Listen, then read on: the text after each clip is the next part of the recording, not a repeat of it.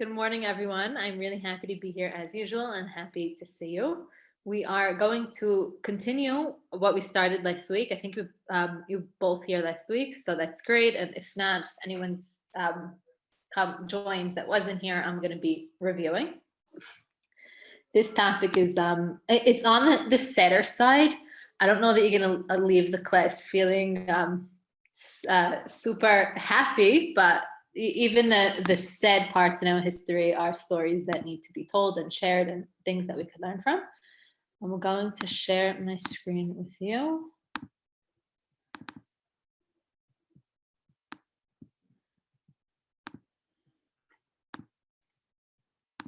Okay. Oftentimes when I am either driving in a car or on a bus from my way to Jerusalem to Tel Aviv, you take a highway known as Highway 1, and at a certain point on the road, I turn my head very quickly because I see what you see in this picture, these vehicles. There's no sign what it is. We're going to talk about what it is. I see them and I always make sure to look. Now, there's nowhere to stop really, so you can't stop and sit and think and contemplate, but I always make sure to look at it, and even the brief 10 seconds that I see it, it infuses meaning and elevation into my day. And that's, I think, a theme I talk about a lot in Israel, that I love how simple, mundane, everyday things, if you know what to look for and at, and you know the history of the country, how it can really make your life more meaningful. And that's always one of the goals that I hope to share with you. So what do I see on the side of the road? That's one of the questions we are going to answer today. What is this?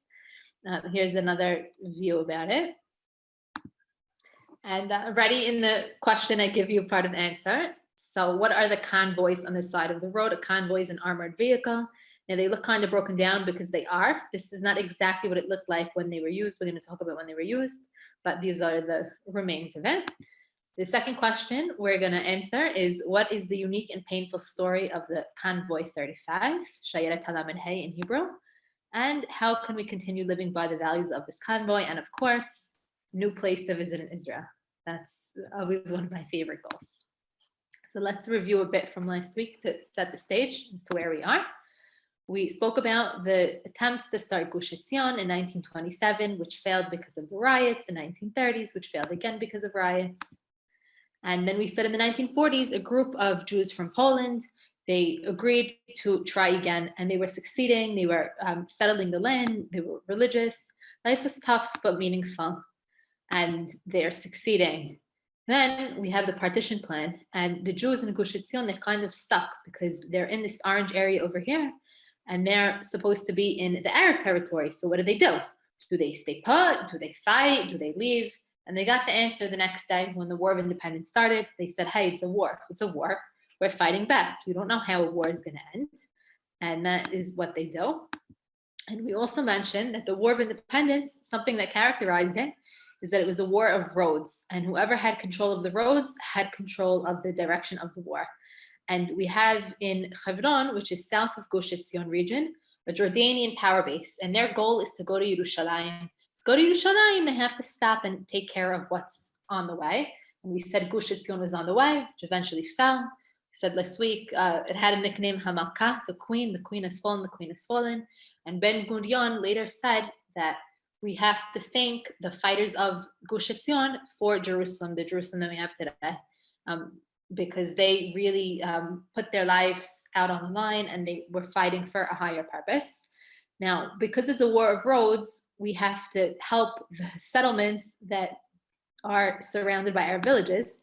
And Gush Etzion, over here on the bottom, was one of those settlements, surrounded completely by our villages. The closest to, it's in between Hebron and Yerushalayim. The closest to Gush Etzion is Yerushalayim, which is about 20 kilometers away. And we mentioned briefly a convoy that set out to Gush Etzion, and unfortunately the convoy was attacked, and 10 people were killed, and it was known as Shayarat Asara. We mentioned Shalom Kadmiel, one of the people that was killed, who had such a deep connection to the land and the trees, and unfortunately he was killed in it. Today, we are going to speak about a very famous story of another convoy, much more in detail. This is a picture of the convoy of the 10. The convoy we're going to talk about today is called the Convoy of the 35. So, They look at the situation and they say, the Jews in Gush Etzion are stuck. They need help, they need supplies, they need medicine, food, batteries for their walkie-talkies. We need to help them. If we don't help them, they're stuck. And from Jerusalem to Gush Etzion is about 20 kilometers. And they said, okay, no problem. We'll set it on foot. We'll have the supplies in our back. And we'll go at night to make our way to Gush Etzion. And their commander, his name is Dani Mas, and he knew the area very well because he would practice fighting there. So they go and they start heading out. And they were met with a few obstacles. One, there were dogs which were constantly barking at them. And two, the farming, it's called terraced farming, and it was not a smooth path to go. And they had to turn back. Now, okay, they tried, they failed. Let's try again. However, they had a rule, which is, I think, a smart rule, that they can't go back the same way because now the enemy is waiting for them. So they said, we already tried. We're going to go on foot from Jerusalem directly to Gush Etzion. Didn't work. Let's try something else the following night. That was attempt number one. I want you to look at this map. So you see here where this arrow is. This is the more organized way with the road from Jerusalem to Gush Etzion. Now, the new way they decide is let's go from the west. We'll go from Bet Shemesh to Gush Etzion. And this way, the enemy won't expect us to go there. Another way, we'll bring supplies to the people. Now, the night they decide to go is January 15th, 1947, Hey Shvat. And this is significant because there was no moon that night. It was the beginning of the month, and it happened to the Hey in the beginning of the Hebrew month, and there was no moon. And if there's no moon, it's great because it means the chances of discovery are very small because it's really, really dark. So 11 o'clock p.m., they load tons and tons of gear on their back. 38 people, they decide to head out to Yerushalayim, to Gush Etzion, to go and protect and go and help the people. So it was 28 kilometers altogether they had to go. Now, there is a 700-meter difference in height. It's not a flat path. Anyone who's been to the Gush Etzion area, or if you haven't been, you can take my word for it, there's about 700 meters difference in height. So when you're going, you're slowly climbing, which one makes it hard on your feet and makes it take slower and more tired. So that was something they knew in advance. And now the question, they were ready to set out at 11 p.m. The question is, do they go or do they not go? Well, why to go? Because the people of Gush Etzion need help. So you need to go and give them the supplies that they need. Why not to go? So there was a commander named Rafael ben Aruya, and he said to Dani Mas, listen, you need to walk 28 kilometers. There's a 600 to 700 meter height difference. You're carrying a lot on your back. It's 11 p.m. Already by 6 a.m., the sun is going to rise. You're going to have the first light, and you're going to be discovered. And you be discovered, the whole operation is gone. As great as your intentions are, you want to go help the people of Gush Etzion. If you're discovered, you can't do anything. So he said, this is what I suggest. Push off the operation by 21 hours. Leave tomorrow night. Leave at 8 p.m. instead of 11 p.m. And then you'll be able to get there when it's still dark. 28 kilometers is an amount that you can walk in one night, but why are you chancing it that it might get light? It's too late, go tomorrow night. And Dani Mas hears him, and he says something very interesting, which is surprising now, but we'll understand a little bit later when he went. He goes, I'm going anyway. If we'll be discovered, we'll be discovered. And at that point, we'll be so close to the Gush that I won't really care if we're discovered. So that's his answer. He decides, as head of the operation, he wants to go out. There were 38 people that head out. And right when they were in the beginning, one of the people hurt his ankle and had to go back. Now, when you're on such a secret mission, dangerous mission, a lot at stake, every little thing that happens is a big deal. And now this is something they have to deal with. So two people take him back because he can't go back on his own. Now they go down from 38 to 35 people. They're continuing on their way. Around 6 a.m., which is when the first light is coming, they already could see Gush Etzion. They're approaching the Gush. It's right above them. We said there's a 700-meter height difference. There's only 6 kilometers left to go. And the first light is beginning to come. Now, right on either side of them were 2 Arab villages, one named Surif and one named Jabba. All they needed to do was pass the line of these villages. And once they pass a certain line, and they start climbing the hill of Gush Etzion, they're fine. Even if the light starts coming and they're discovered, they're fine because they have the advantage of height. So they'll be able to defend themselves and do whatever they need. And they're super, super close. They just need to pass the line between the villages. And now I want to refer back to the conversation that Danny Mas had a little bit earlier, where he said, if we're discovered, who cares? What do you mean, who cares? If you're discovered, it's a big deal. So we could better understand what he said, because first of all, we said there's 28 kilometers to walk. But really, it's like about 23, because the last 6 are already on the incline of the hill. And then you don't really have a problem, because topographically, they have an advantage. And most important to Danny Mas, the Gush is in danger. They must get help. We need to help them. Except they were not discovered a moment after they passed the danger line between Surif and Jabba. They were discovered a moment before. Who discovered them? Who discovered these 35 men that went quietly with all the equipment on their back to save the people of the Gush? So there's 2 versions of the story, because every single one of those 35 young men who went out on the convoy was killed. There's no one that can go and say, hey, this is how it happened. This is how we were caught. We're just left to speculate. So one version, I think this is the more well-known version, is that there was a shepherd boy they saw early in the morning on their way. And they don't have time to sit and what are we going to do with the boy? Now, they didn't want to kill him. So what do? They tie his hands up, stuff something in his mouth, throw him on the side, and continue on their way.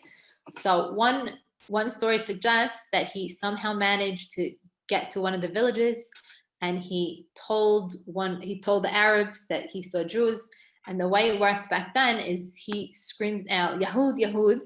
And then once one person screams that, another screams out, Yahud, Yahud. And then that's the telephone, modern day telephone, or olden day telephone. Everyone's whispering it one to another, Yahud, Yahud, Yahud, Yahud, until everybody knows, everyone's on alert, everyone can look for the 35 people. So that was one version of how they discovered. The second version is there were 2 old ladies that went out in the morning to collect twigs, and they notice the 35 men, and they do the same exact thing, Yahud, Yahud, and the message gets passed along. What are Danny Mas's options at this time? He's discovered whether it was by the shepherd, by the old women, or by someone else. What is he going to do? And he's so close to Gush Etzion, only 6 kilometers left. He could already see it. What could he do? What he's not going to do is he's not going to run away, and he's not going to retreat, because that was not something in their lexicon. They are fighters. They do the mission to the end. They're not going to retreat. But they can hide, and hopefully maybe that would work. So they hide. So this I mentioned, they're not going to go retreat. The mission needs to be completed, for better or for worse. So he decides to hide for a few hours, and hopefully then they can continue on their way. They hide for a few hours. It works for a few hours, but then later on in the afternoon, they're discovered. And this is the hilltop where the last battle took place. And some of them were killed higher up on the top, some were killed on the bottom, but all 35 men were killed over here by the Arabs that discovered them from the villages. How do we know that it's this hill? And for many, many years, no one knew where it was, because similar to how we don't really know how were they discovered, no one from the convoy said, oh, this was the hill where the battle took place. How do we know? And we really know quite, we're very accurate that this is the hill. So after 1967, the field school of the Gush Etzion area said, we want to figure out where the 35 were killed. So they go to the Arabs and they say, do you know where this happened? They go to the Arabs in the villages, and one of the Arabs points and says, yeah, on the hilltop. Now, do we take his word for it? Is that really where it happened? They ask, do you know? He says, over there. In 1948, right after this happened, there was a British officer named Officer Dagan, and what he commanded that the Arabs do, well, the British officer, and he also confirmed that this was the hilltop where the 35 people were killed. Now, it wasn't just any random British soldier that the Jewish people said, hey, let's ask if he remembers. This officer in 1948, he commanded the Arabs of the nearby villages to collect all the bodies and bury them. Now, what's the danger in asking them? The Arabs aren't going to treat the bodies with utmost respect. First of all, they killed them because they don't care about the Jewish people. And now they're going to collect them respectfully. They're not. And they collected the bodies and they desecrated them. But they did collect them all and they buried them. And this officer was able to identify years later that this was the hill, just like the Arab had said. And after the Arabs collect all the bodies, bury them, desecrate them, he pays them for their trouble. So they're buried in a mass grave in 1948 in Etzion. Now the Jews don't have access to it because the War of Independence, we lost control of this area and there's no one there anymore. So they can't go and check and see what happened. But the British officer had the buried body. Now what happens is in November 1949, Rav Gordon says, I want to move the bodies of the 35 to Had Herzl. Had Herzl is Israel's military cemetery. He says these soldiers, they deserve a military burial, not to just be stuck in Etzion somewhere in a mass grave. And he got special permission because at that time, the IDF, the Jews, they didn't have access to Gush area. It was under Jordanian control. He got special permission to cross the border and go get the bodies. Now, they get the bodies, but there's a problem. The problem was that in moving the bodies from their mass grave, they couldn't identify 12 out of 35 of them. When the Arabs moved it 2 years earlier, all the bodies were identified, but somehow now we can't identify them all. And when you're burying bodies, you want to know who it is. So how are they going to figure it out? And this is really, this is a great story, how they identify them. So there was a rabbi at that time named Rav Aryeh Levin. He was a very, very big Talmid Chacham there. I want to give a class on him one day because he did amazing, amazing things. If you remember, I'll just say one snippet about him. When I gave the class about the Underground Prisoners Museum in Jerusalem, I mentioned that there was a rabbi that would go visit the prisoners, and even the Arab prisoners liked him, and he would give them a chizuk, and it was Rav Aryeh Levin. So it's the same rabbi. They go to him and they say, there's 12 bodies, and we don't know who they are.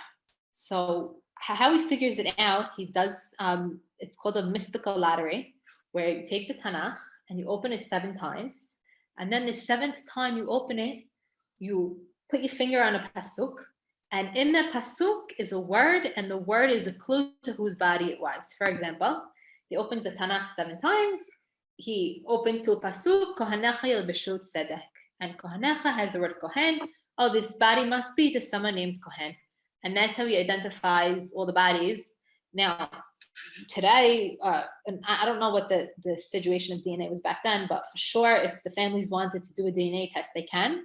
But for all of the families, this was enough. They said, if Rabbi Levine says that this body is this person and this body is that person, that's good enough. And we don't need to sit and do a DNA test. And that was how they identified all of the bodies.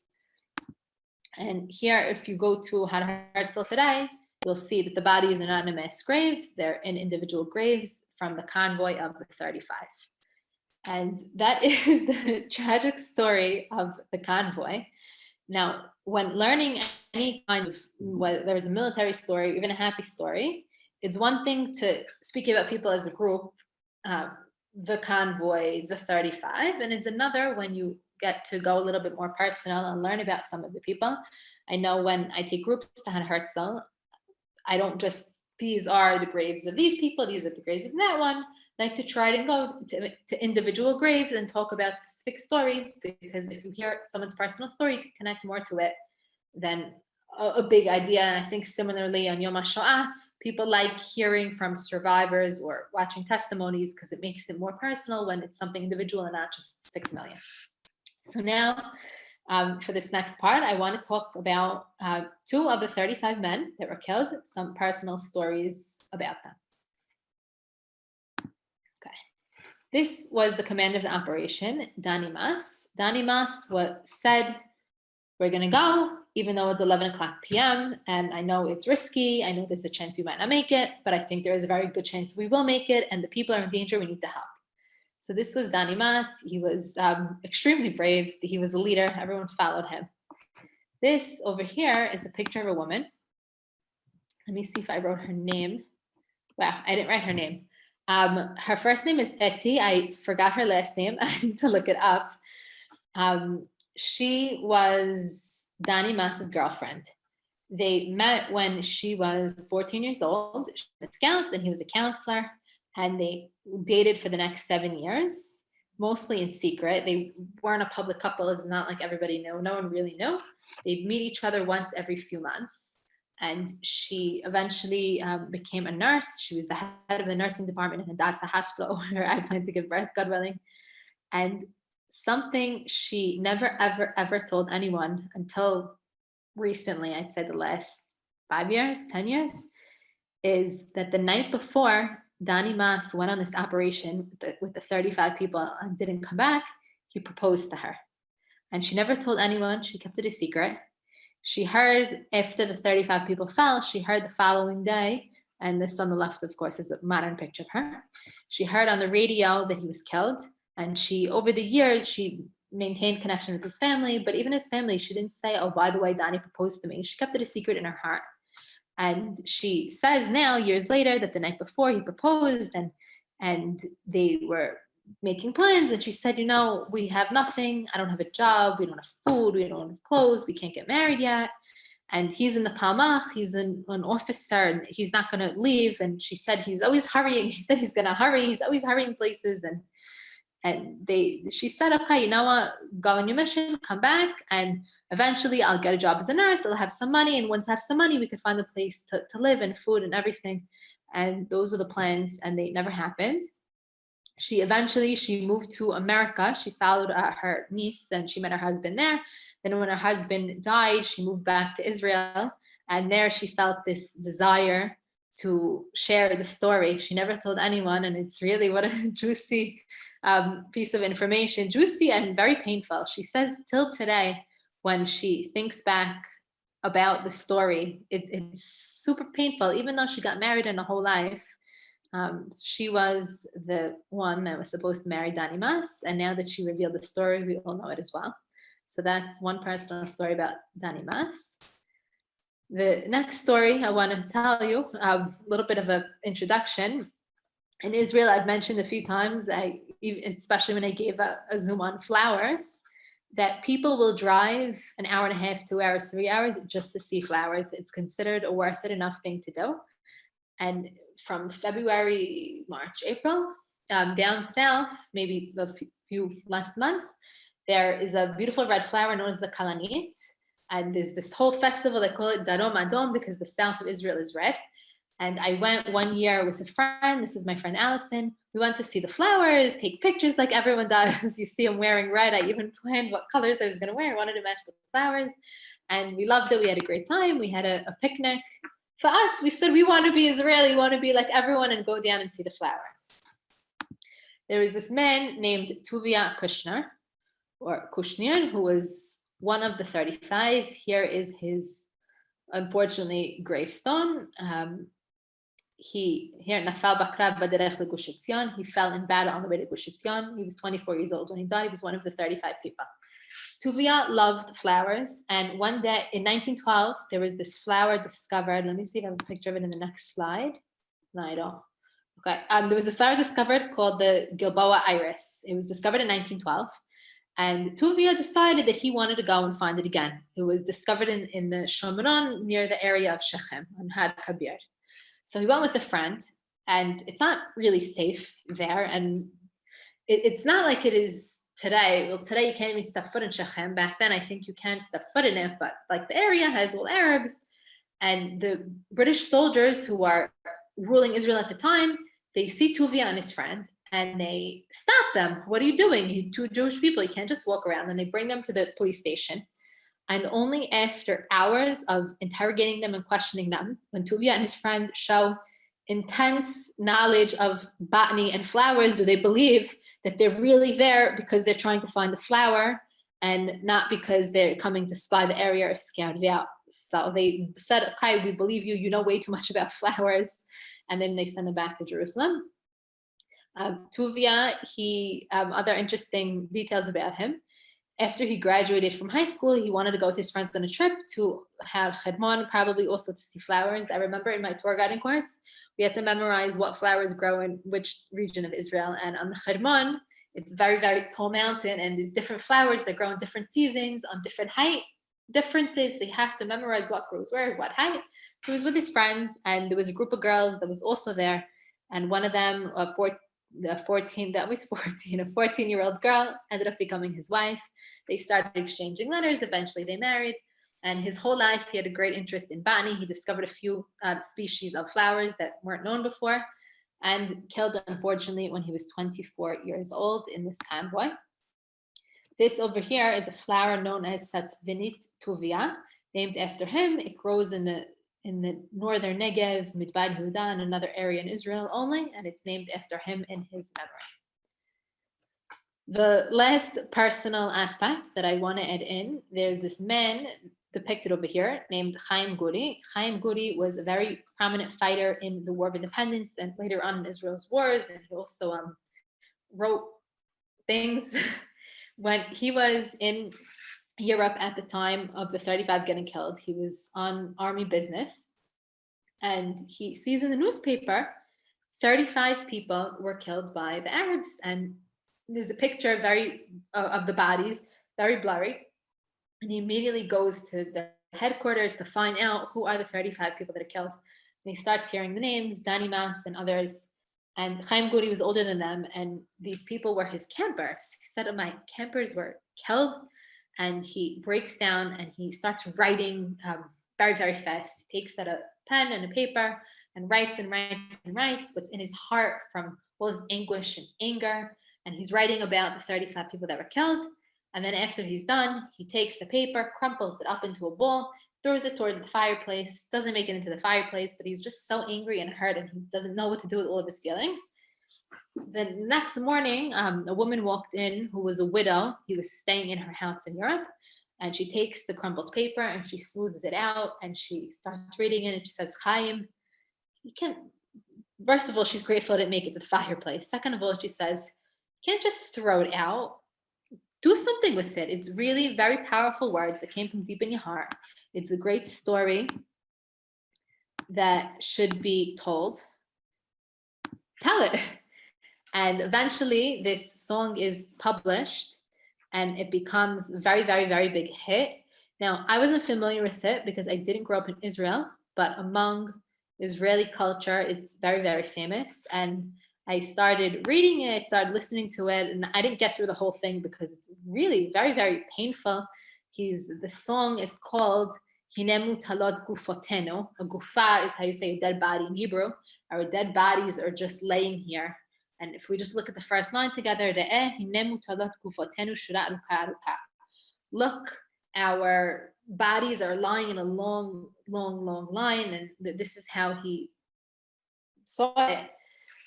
If you want something meaningful to do on Yom HaZikaron, I suggest that you totally can listen to this song.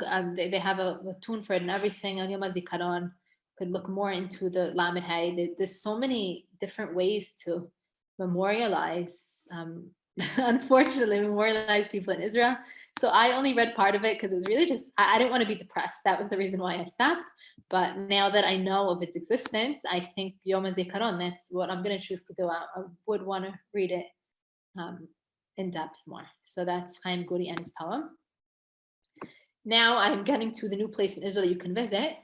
So if you look at this map again, so we said the people came from the area of Bet Shemesh, or Hartuv more specifically, to Gush Etzion. There's something over here in red called Netiva Lamed Hay, the path of the Lamed Hay.